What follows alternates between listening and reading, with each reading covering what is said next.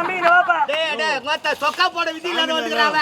அவன் பேத்துறாடா நான் வாழ்க்கையில சொல்லுவாங்கண்ணா நதி மூலமும் ரிஷி மூலம் சோதி கூட சொல்லுவாங்கண்ணா.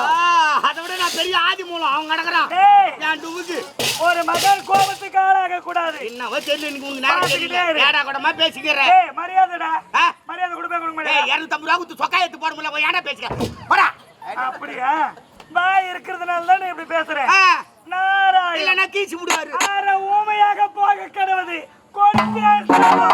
கொடுத்தேன் சாபம். கொடுத்தேன் சாபம்.